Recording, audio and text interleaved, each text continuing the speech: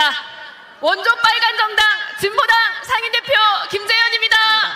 극우 정치 집단에게 한국 정치의 운동장을 단 한 뼘도 허락할 수 없습니다.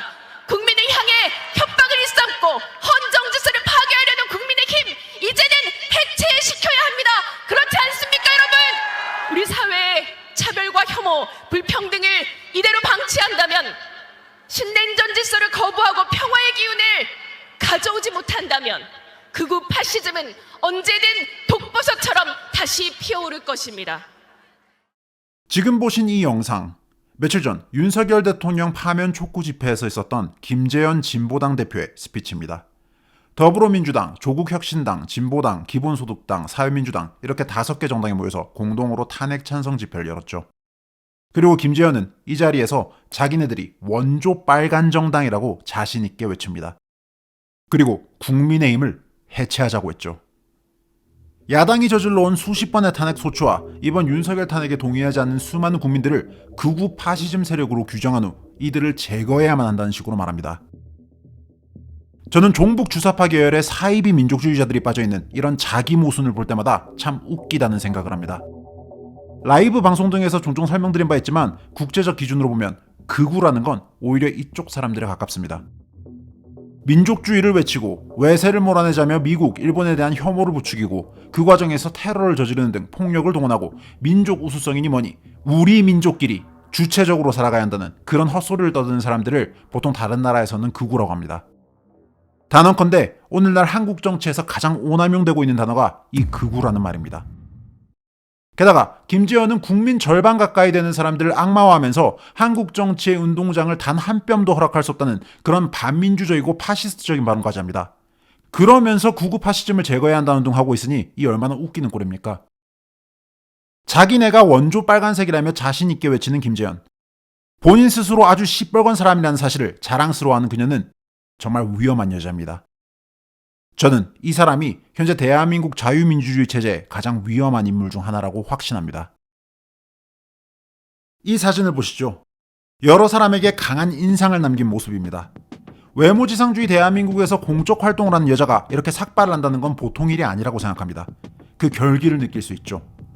약 10년 전 김재현이 이렇게 삭발을 하며 투쟁을 한 이유, 통합진보당 해산을 막고 이석기를 지키기 위해서였습니다. 당시 김재현이 소속된 통합진보당은 내란을 일으키려고 했었습니다. 현직 국회의원이었던 이석기를 중심으로 지하 조직이 모여서 내란 음모를 획책하다가 들통났죠. 130여 명의 조직원들이 비밀리에 모여서 무기고를 습격해 총기를 탈취하고 사제 폭발물을 준비해서 국가 인프라 시설을 타격하는 그런 계획을 논의했습니다. 북한 독재 정권을 추종한 이들은 북한의 대남혁명 전략에 따라 이런 계획을 한 거였습니다. 이석기와 통진당이 그 중심에 있었고 이로 인해 이석기는 감옥에, 그리고 통진당은 헌법재판소에 의해 강제 해산되었습니다. 당시 헌재 판단을 보시죠. 과거 북한과 연계되어 활동하며 북한 주체사상을 추종하던 이들이 북한에 동조하여 이런 내란 회합을 개최했다는 점, 그리고 통진당이 북한을 추종하며 그들이 주장하는 것들이 북한의 대남혁명 전략과 거의 모든 점에서 같거나 유사하다는 점 등 이들이 북한을 위해 대한민국 자유민주주의를 파괴하려 한 명백한 반국가 세력이라는 게 헌재에 의해 확인된 바 있습니다. 그간 제 컨텐츠를 꾸준히 접해오신 분들은 아시겠지만 사실 이 사건은 통진당과 주사파 세력 그 빙산의 일각일 뿐입니다. 예를 들어 통진당 간부 출신인 전식렬은 북한 김씨 일가의 충성을 맹세한 후 북한 간첩으로 활동한 바 있습니다. 최근에 붙잡힌 제주도 간첩단의 경우도 통진당 출신 인사들로 구성되어 있었죠. 그동안 제 채널에서는 이렇게 크게 이슈화되지 않았던 반국가 세력 문제들을 지속적으로 다뤄왔으니 관심이 있으신 분들은 제 채널 영상들을 꼭 참고해 주시기 바랍니다. 깜짝 놀라실 겁니다. 김재현은 이런 동지들을 구하기 위해서 삭발까지 하며 투쟁했던 겁니다. 그리고 아직까지도 활발하게 활동하고 있죠. 김재현은 정말 보통 사람이 아닙니다. 이석기처럼 사이비 종북 사상에 심취해 자신의 활동에 강한 신념을 가지고 있는 전형적인 확신범인 건 똑같은데요. 다만 방법론에 있어 훨씬 더 전략적입니다.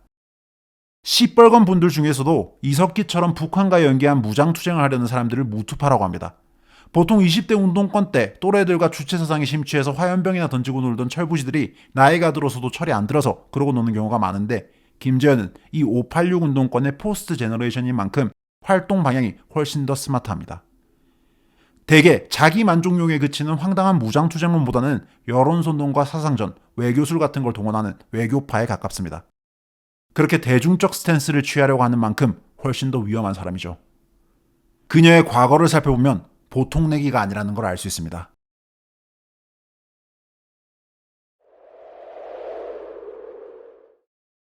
떡잎부터 다르다고 하던가요?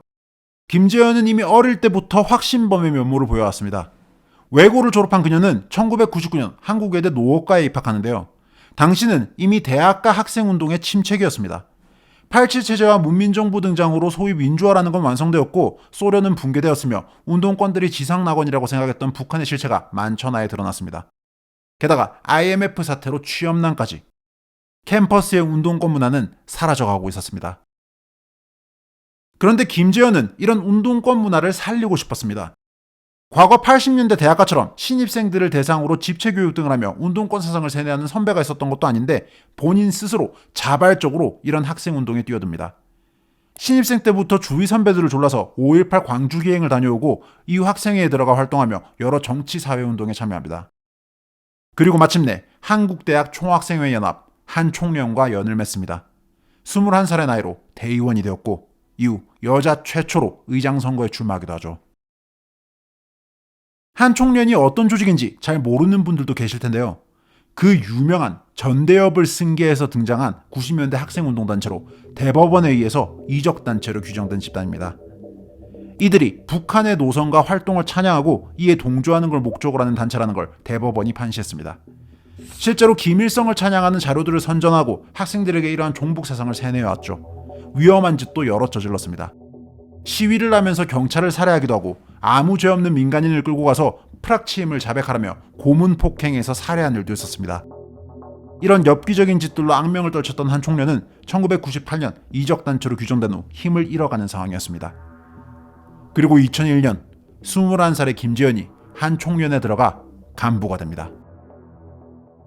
범죄 조직인 이적단체이다 보니 간부들은 자동적으로 수배 대상이 되는데요. 김재현은 무려 3년을 수배 상태로 교내에서 버티며 체포를 피해 다녔습니다. 그리고 이 과정에서 여러 불법 폭력 시위를 획책해왔죠. 2000년대 초 당시 반미운동이 얼마나 활발했는지 기억하시나요? 효순이 미선희 사건부터 안토노노 사건에 이르기까지 반미 활동가들에 의해 여러 사건들이 반미선동의 소재가 되었었죠. 그 최전선에는 한 총련이 있었습니다. 한 총련은 미군 부대에 침입해 장갑차를 점거하고 성조기를 불태우는 등 아주 전위적인 활동들을 합니다. 그러던 중 2004년 김재현은 국회에서 국가보안법 철폐 농성을 벌이다가 체포됩니다. 참고로 한 총련은 김재현이 간부로 있는 동안 또다시 대법원으로부터 이적단체 판결을 받은 바 있습니다. 당시 간부들이 북한 이적 표현물들을 의식화 자료로 사용하는 등 그 사상과 투쟁 목표가 이전과 변화가 없다고 판단되었죠. 이 시기 한 총련 간부 중 북한 공작원의 지령에 따라 간첩 활동을 한 사람이 나오기도 했습니다. 한편 김재현은 2006년쯤부터 해서 본격적으로 정치에 투신합니다. 그녀는 민주노동당 부대변인을 맡는 등 활발히 활동했고 이후 출마까지 했지만 낙선합니다. 극좌 진영 안에서도 자신의 친북적 스탠스를 유독 가감없이 드러내왔는데요. 종북 NL 주사파와는 결이 조금 다른 PD파의 거두 심상정이 북한 인권 문제에 대해서 이게 보편적 인권 차원의 문제라고 이야기하자 김재현은 강하게 반발하며 지금 시기에 북한 인권을 들먹인 이유가 뭐냐고 따질 정도였습니다. 그렇게 김재현을 비롯해 이석기 등 극단적인 북한 추종 세력들은 좌파 진영 안에서 새싸움을 했고 결국 승리해 통합진보당을 먹어버립니다. 이 시기에 김재현은 결혼을 하는데요. 그 남편 최호연 씨는 2011년 국가보안법 위반 혐의로 징역 2년에 집행유예 3년을 선고받은 바 있습니다. 그는 80년대 운동권 방식으로 지하서클을 만들어 대학 신입생 등을 대상으로 김일성 회고록 등 종북 사상을 세뇌하고 학습시켰습니다. 그의 노트북과 자택 등에서는 북한 김씨 일가와 주체사상 등을 미화하고 찬양하는 자료들이 수십여 건 발견되었죠. 그는 이런 활동을 하며 사상성과 투쟁성이 높은 회원들을 선발하고 관련 보고서를 작성하기도 했습니다. 차세대 혁명전사들을 키워내는 활동을 하며 도대체 어디에 보고를 한 걸까요? 그 역시 통진당 당권파의 핵심 인사로 거론되던 인물이었습니다. 그리고 마침내 2012년 19대 총선, 김재현은 통합진보당의 청년 비례대표가 되어 국회의원 배지를 답니다. 당시 31세 최연소 여성 국회의원 당선자로 통합진보당 최대 계파인 경기동부연합의 지원을 받은 덕에 가능한 일이었습니다. 경기 동부연합. 예, 이석기와 함께 지하 조직을 만들어 대한민국을 엎으려고 했던 그들입니다. 민주당의 야권연대 도움으로 김재현, 이석기 같은 통진당의 위험 인물들이 대거 국회에 입성할 수 있었던 2012년. 당연히 어마어마한 논란이입니다. 종북 주사파가 국회의원이 되는 게 말이 되냐며 비판들이 나왔죠. 그런데도 김재현은 단 한 발도 물러서지 않았습니다. 평화를 위해서라는 명분으로 끝까지 북한 독재 정권을 옹호합니다. 전 세계가 규탄하는 건 물론 상식적인 사람이라면 쉴드를 칠래야 칠 수가 없는 북한 인권 문제 등에 대해서도 국내 정치가 관여할 문제가 아니라고 선을 긋습니다. 심지어 연평도 포격 도발 사건조차도 이명박 정부 탓을 했죠. 6.25 전쟁 이후 최초로 북한이 대한민국에 직접 포격을 해서 국민을 살해한 일인데 북한을 비판하는 게 아니라 이명박 탓을 합니다. 물론 천안함 음모론도 주장했죠. 우리 국민 북한 인권운동가를 중국 정부가 잡아서 고문한 사건이 벌어져서 국회의원들이 재발방지 촉구 결의안을 낸 적이 있는데 여기서 당당하게 반대표를 던지기도 했습니다. 당시 총 4표의 반대표가 나왔는데 김재현 포함 통진당에서 3표 그리고 민주당에서 1표가 나왔습니다. 장성택 처형 사건 등 북한의 명백한 잘못에 대해서 언론이 입장을 묻자 끝까지 답을 하지 않고 버티기도 합니다. 애국가 제창 거부, 국기에 대한 경례 거부 등 계속해서 종북 논란으로 시끄러운 가운데 북한이 이들을 편들겠답시고 지원 사격을 해주는 그런 총국이 벌어지기도 했습니다. 그러다 결국 2014년 12월 통합진보당은 헌법재판소에 의해 강제 해산되고 5명의 통진당 국회의원들은 의원직을 상실합니다. 애초에 이런 반국가 세력들이 2년 반 동안이나 국가의 신부이자 중추에서 국회의원직을 수행했다는 것부터가 말이 안 되는 일이었습니다. 이렇게 강제 해산되고 의원직을 상실했음에도 김재현과 통진당 동지들은 그들의 혁명을 포기하지 않았습니다. 이름만 바꾼 채 다른 정당에서 해쳐 모여했고 꾸준히 정치권에 줄을 대며 은밀한 활동을 이어가고 있죠.